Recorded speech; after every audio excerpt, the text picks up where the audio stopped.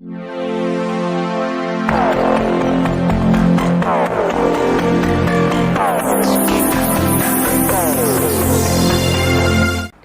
Friends, welcome to coding with Sonia. Java की इस series में हम कोडिंग सीख रहे थे और हमने स्टार्ट की हुई थी कंडीशनल स्टेटमेंट, जिसमें हमने डिसीजन मेकिंग स्टेटमेंट की first type if statement last video में पूरी कर ली थी। जो भी यूज़र्स मेरे साथ इस वीडियो में नए हैं, अगर वो इफ़ स्टेटमेंट के बारे में जानना चाहते हैं तो मेरा प्रीवियस वीडियो एक्सेस कर लें और साथ ही साथ चैनल को भी सब्सक्राइब कर लें ताकि आने वाले हर वीडियो का नोटिफिकेशन आपको मिलता रहे। आज का हमारा टॉपिक है इफ़ एल्स स्टेटमेंट इन जावा। हम दोनों में डिफरेंस देखेंगे। हम बात करेंगे कि if statement, if else statement दोनों में क्या डिफरेंस है और इफ़ स्टेटमेंट कहाँ यूज़ की जाती है और इफ़ एल्स स्टेटमेंट कहाँ यूज़ की जाती है। तो आइए देख लेते हैं। मैं आपको बता दूं, अगर आपके पास येस और नो कंडीशंस में, जब भी हम कंडीशन यूज़ करते हैं, अगर आपके पास येस और नो में उसका आंसर है तो हम इफ़ एल्स स्टेटमेंट यूज़ करेंगे। अगर आपके पास ओनली येस में आंसर है तो हम ओनली इफ़ स्टेटमेंट यूज़ करेंगे। सबसे पहले हम इसका सिंटैक्स देखेंगे कि हमको राइट कैसे करना है। तो इफ़ स्टेटमेंट में आपको कंडीशन लिखनी है इफ़ ब्लॉक में आपको राइट करनी है कंडीशन। ये आपका इफ़ ब्लॉक है और इसके बाहर आपके पास एल्स ब्लॉक है। एल्स ब्लॉक में कंडीशन राइट नहीं करते। अगर आपका इफ़ ब्लॉक ट्रू है तो कंपाइलर इस ब्लॉक के अंदर एंटर करेगा और आपकी इफ़ ब्लॉक वाली स्टेटमेंट एग्जीक्यूट हो जाएंगी। अगर आपकी इफ़ वाली कंडीशन फॉल्स है तो कंपाइलर यहाँ से जंप करता हुआ इस ब्लॉक में एंटर करेगा और एल्स ब्लॉक एग्जीक्यूट हो जाएगा। तो देखिए, यहाँ पर ध्यान रखना है, दो थिंग्स है हमारे पास, येस और नो। अगर इफ़ कंडीशन ट्रू है तो ट्रू ब्लॉक स्टेटमेंट एग्जीक्यूट होगी। अगर इफ़ कंडीशन फॉल्स है तो कंपाइलर ऑटोमेटिकली जंप करेगा एल्स ब्लॉक पर और हमारा एल्स ब्लॉक एग्जीक्यूट हो जाएगा। अभी हम इसका फ्लो चार्ट भी देख लेते हैं। सबसे पहले हमको क्या करना है, स्टार्ट करना है। स्टार्ट के बाद हमारे पास डायमंड सिंबल में यहाँ पर आती है कंडीशन। तो यहाँ पर मेरे पास क्या है, कंडीशन। तो हमारे पास यहाँ पर टू वेज हैं। मेरी कंडीशन ट्रू हो सकती है या फिर मेरी कंडीशन फॉल्स हो सकती है। अगर मेरी कंडीशन ट्रू है तो मेरी फ्लो लाइन इस तरफ जा रही है। अगर मेरी कंडीशन फॉल्स है तो कंपाइलर फ्लो लाइन इस तरफ जा रही है। अब यहाँ पर स्टेटमेंट्स हैं, यहाँ पर भी मेरे पास क्या हैं, स्टेटमेंट्स हैं। अगर ट्रू ब्लॉक है मतलब इस तरफ फ्लो जा रहा है तो इफ़ ब्लॉक यहाँ पर एग्जीक्यूट होगा। अगर इस तरफ जा रहा है तो यहाँ पर एल्स ब्लॉक एग्जीक्यूट हो जाएगा। ये डायमंड सिंबल है जिसमें हम कंडीशन राइट करते हैं। ओवल सिंबल है जिसमें स्टार्ट और एंड रिप्रेजेंट करते हैं और ये रेक्टेंगल है हमारी जिसपे हमारे पास स्टेटमेंट्स राइट की जाती हैं। तो ये नोटेशंस है फ्लो चार्ट के, आपको इन नोटेशंस को ऐसे ही राइट करना है। देन मेरे पास आते हैं नेक्स्ट स्टेटमेंट। नेक्स्ट स्टेटमेंट मेरे पास कोई भी हो सकती हैं। कंपाइलर इफ़ ब्लॉक के बाद भी वहाँ जाएगा और एल्स ब्लॉक के बाद भी वहाँ पर जाएगा। नेक्स्ट स्टेटमेंट को एग्जीक्यूट होना ही होना है। जैसे अगर मैं कोई भी नेक्स्ट स्टेटमेंट यहाँ पर राइट करूँ तो अगर आपका ट्रू ब्लॉक एग्जीक्यूट हुआ है तो कंपाइलर यहाँ पर आएगा, इस लाइन को प्रिंट कराएगा। अगर आपका फॉल्स ब्लॉक एग्जीक्यूट हो रहा है तो भी कंपाइलर यहाँ पर आएगा और इस लाइन को प्रिंट करवाएगा।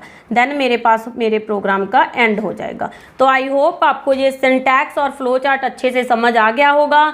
ध्यान से इसको समझिए, बिकॉज किसी भी कोडिंग के लिए फ्लो चार्ट और सिंटैक्स बहुत इंपॉर्टेंट पार्ट हैं। अगर आपको फ्लो चार्ट और सिंटैक्स अच्छे से समझ आ गए तो आपके लिए कोड करना बहुत ही ईजी हो जाएगा। आप मुझे फेसबुक, इंस्टाग्राम और ट्विटर पर भी फॉलो कर सकते हैं, उसका लिंक भी मैं डिस्क्रिप्शन में डाल दूंगी। बट हाँ, जल्दी से चैनल को सब्सक्राइब कर लें ताकि आने वाले हर वीडियो का नोटिफिकेशन आपको मिलता रहे। अभी हम इसका प्रोग्राम भी राइट करके देखेंगे, कहीं जाना नहीं है, लास्ट तक मेरे साथ इस वीडियो में बने रहना है।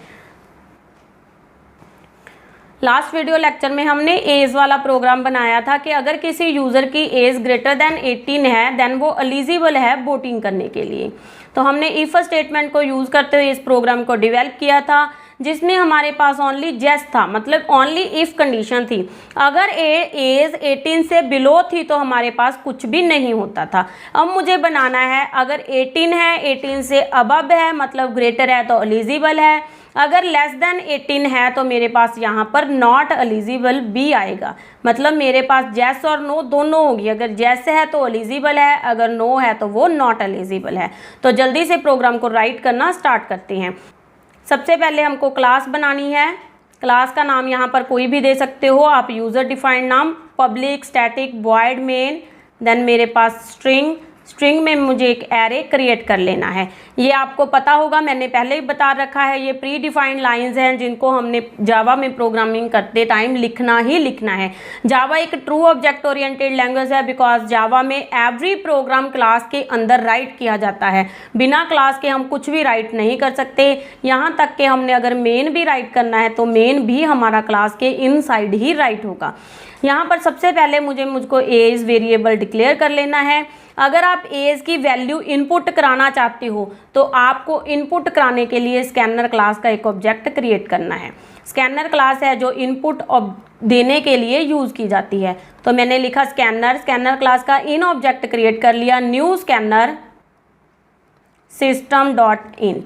इस लाइन को आपको एज इट इज़ ही लर्न करना पड़ेगा, ये लाइन ऐसे ही राइट की जाती है, बट हाँ इस इन की जगह पर आप अपना कोई भी ऑब्जेक्ट क्रिएट कर सकती हो। अब मुझे एज नाम के वैल्यू डालनी है तो मैं लिखूंगी as in dot next int. Next int method है जो किसी भी वैल्यू को इंटीजर में कन्वर्ट करता है। देखिए जावा में अगर हम कुछ भी इनपुट करते हैं तो वो जावा में स्ट्रिंग होता है। जावा हर एक वैल्यू को एज ए स्ट्रिंग गेट करता है। जैसे 18 एंटर किया तो उसके लिए 18 भी एक स्ट्रिंग है, उसको इंटीजर में कन्वर्ट करना पड़ेगा। इंटीजर में कन्वर्ट करने के लिए मैंने मेथड यूज़ किया नेक्स्ट इंट, बट ये मेथड स्कैनर क्लास का है तो स्कैनर क्लास के मेथड को एक्सेस करने के लिए मुझे एक ऑब्जेक्ट क्रिएट करना पड़ेगा। किसी भी मेथड को हम बिना ऑब्जेक्ट के एक्सेस नहीं कर सकते। तो यहाँ पर मैंने एक्सेस कर लिया और मेरी वैल्यू एज में आ गई। तो मैंने यहाँ पर कंडीशन लगाई if age greater than equal to 18। अगर मेरी एज 18 से ग्रेटर या 18 के इक्वल है तो system dot out dot println मेरे पास मैसेज आए एलिजिबल। एल्स में मेरे पास मैसेज आए system dot out dot println not eligible.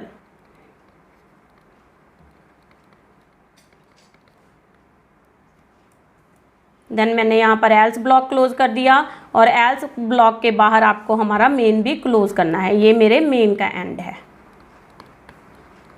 तो ये था हमारा प्रोग्राम। देखिए प्रोग्राम की एग्जीक्यूशन में एक बार फिर से आपको रिपीट कर देती हूँ। सबसे पहले क्लास क्रिएट करनी है, देन हमको राइट करना है पब्लिक स्टैटिक वॉइड मेन। मैंने PSBM लिख दिया, आपको फुल लिखना है public static void main. String, उसका एक एरे क्रिएट कर लेना है। इंटीजर में एक एज नाम का वेरिएबल लेना है। स्कैनर क्लास का एक ऑब्जेक्ट क्रिएट करना है इन dot next int method use करके जो भी एज की वैल्यू कीबोर्ड के थ्रू इनपुट की है उसको इंटीजर में कन्वर्ट करना है। देन एज नाम के वेरिएबल को पास कर देना है। अब कंडीशन चेक करनी है, if age greater than equal to 18 then system dot out dot println eligible. Else मतलब अगर 18 के बिलो एज है तो कंपाइलर ऑटोमेटिकली एल्स ब्लॉक पर जंप करेगा। अगर आपकी कंडीशन फॉल्स होती है तो हमारे पास मैसेज क्या आएगा, नॉट एलिजिबल। देन हमारे प्रोग्राम का एंड हो जाएगा। अभी आप इस प्रोग्राम को नेटबीन्स को यूज़ करते हुए राइट करके देखें, प्रोग्राम का कोड करके देखें, देन प्रोग्राम को एग्जीक्यूट करके देखें, तभी आपको समझ आएगा कि प्रोग्राम की एग्जीक्यूशन कैसे हो रही है। और हाँ, अगर आपको नहीं पता कि नेटबीन्स को कैसे डाउनलोड एंड इंस्टॉल करना है, कैसे प्रोग्राम को राइट करना है, तो मेरे प्रीवियस वीडियो देखिए, यहाँ पर मैंने नेटबीन्स को डाउनलोड एंड इंस्टॉल करना भी बता दिया था। और लास्ट वीडियो भी देखिए जिसमें मैंने प्रोग्राम को डेवलप करना, प्रोग्राम को राइट करना भी बता दिया था।